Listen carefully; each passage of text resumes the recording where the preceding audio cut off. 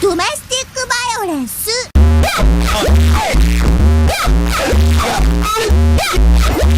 Alright, what's good, y'all?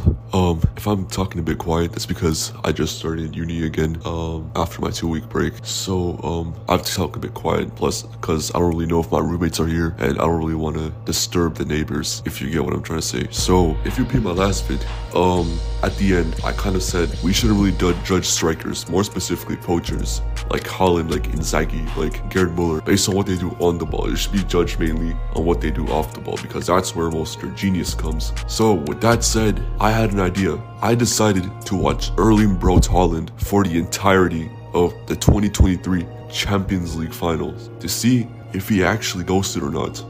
Results may shock you. So first off, before I dive into this, I don't mean to be a stats merchant, but looking at his SofaScore stats, he got a 6.5 rating, 0 goals, 0.35 expected goals, 0.01 expected assists, 0 assists. He had 1 shot on target, 2 dribble attempts. Wow, I'm surprised that. Wow, 2 dribble attempts. I'm surprised he even managed to do that. 1 big chance missed, a total of 19 touches, 3 out of 8 accurate passes, 0 key passes, 0 crosses, 0 long balls, 3 out of 5 ground duels won, 3 out of 5 aerial duels won, lost possession 8 times, was offside once, and cleared the ball twice. So, honestly, it's not expected of Haaland, but like for a regular like average as striker, that's a pretty good, that's an okay stat line. It's not the worst in the world, just an okay stat line.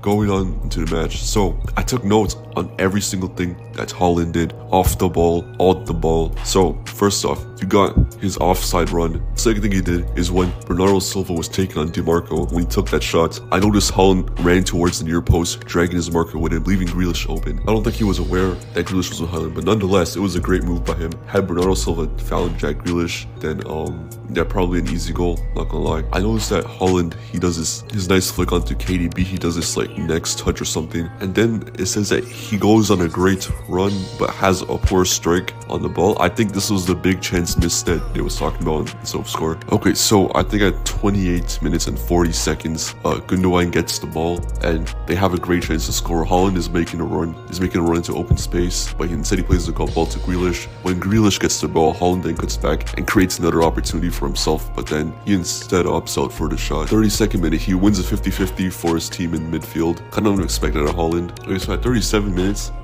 he's kind of like in the middle of like this triangle between Brozovic, Bastoni, and Hakan, and I kind of don't understand why he isn't blocking the lane to Hakan. I think that would have been the smarter move from him. At 41 minutes, when Foden gets the ball, Haaland makes a great run, but Foden doesn't find him and instead passes to Grealish. Another instance of him not getting service.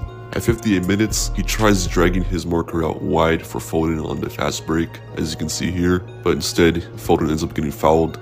At 60 minutes, Stones takes a heavy touch, which is just in front of Haaland, but he doesn't end up going for it. I think he's anticipating him. He was anticipating, I don't even know what he was doing. At 61 minutes, he tries playing a pass to Grealish, but ends up fumbling horribly. That was probably his worst highlight, the biggest low light of his performance. At 62 minutes, he has like an okay run, but I think that's Bastoni or a chair. Wait, no, that's a Cherby. I think but a Cherby ends up blocking out the long ball that Rodri played.